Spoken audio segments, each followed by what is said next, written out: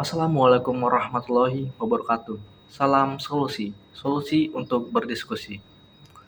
Selamat datang di video pelajaran kita hari ini. Saya Fahmi Aziz Safi'i dengan NIM 06 0123 1008 dari kelas Ilmu Perpustakaan 1. Dan dalam video ini, saya akan membahas topik yang sangat penting dan relevan, yaitu krisis identitas nasional.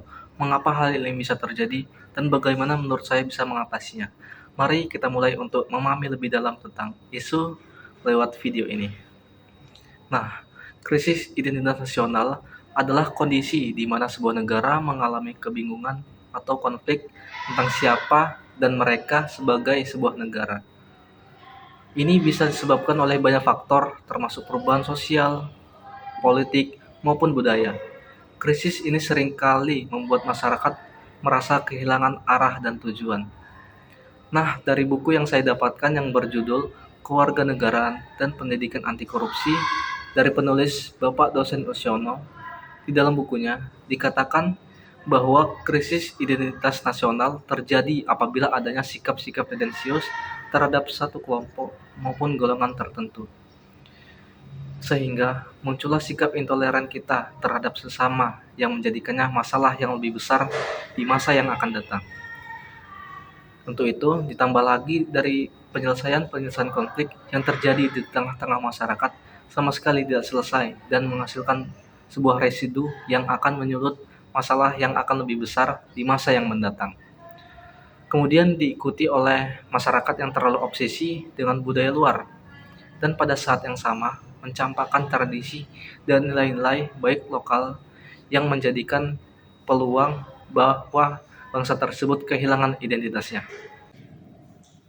Kemudian, dari dampak krisis identitas nasional bisa sangat luas dan serius. Ini bisa menyebabkan ketegangan sosial, konflik antar kelompok, dan bahkan kekerasan. Selain itu, krisis ini juga bisa melemahkan solidaritas nasional dan membuat masyarakat merasa tidak memiliki kesamaan tujuan ataupun nilai. Nah, dari jurnal kewarganegaraan yang saya dapatkan yang berjudul Upaya Mengatasi Krisis Identitas Nasional pada Generasi Z di Masa Pandemi, dikatakan pada jurnal tersebut bahwasannya salah satu penyebab terjadinya krisis identitas nasional disebabkan oleh beberapa hal berikut. Yang pertama yaitu kepribadian yang lemah.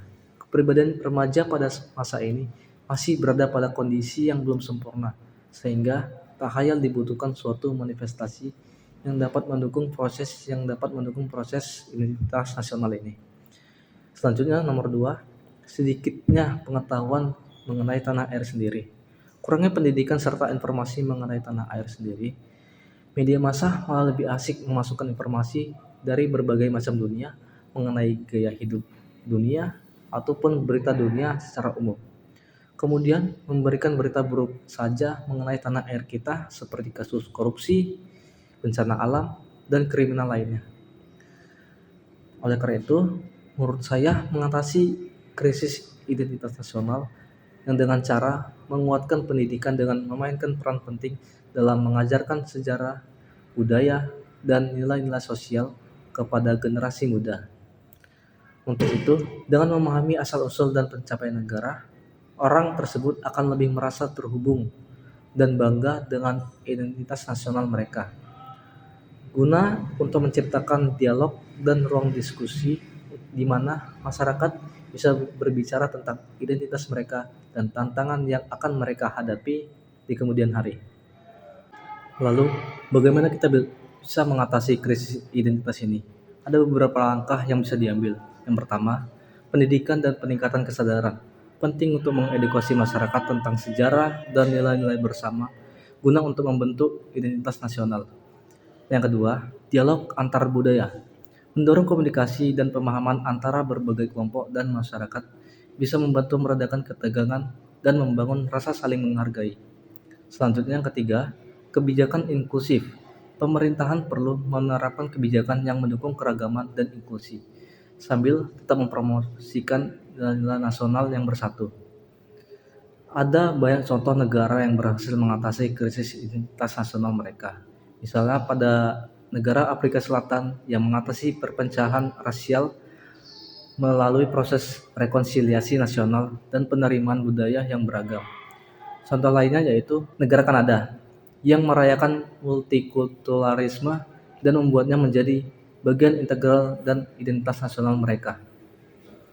Kita juga menghadapi tantangan yang sama, namun dengan kerjasama, diskusi dialog, dan kebijakan yang tepat, kita bisa membangun kembali dan memperkuat identitas nasional kita. Ingatlah teman-teman, bahwa identitas nasional bukanlah sesuatu yang tetap. Ia akan terus berkembang dan beradaptasi dengan waktu. Yang terpenting adalah kita tetap menjaga nilai-nilai yang mempersatukan kita sebagai bangsa yang satu. Terima kasih telah menyaksikan video ini. Sampai jumpa di video pelajaran berikutnya. Salam solusi, solusi untuk berdiskusi. Wabillahi taufiq wal hidayah. Wassalamualaikum warahmatullahi wabarakatuh.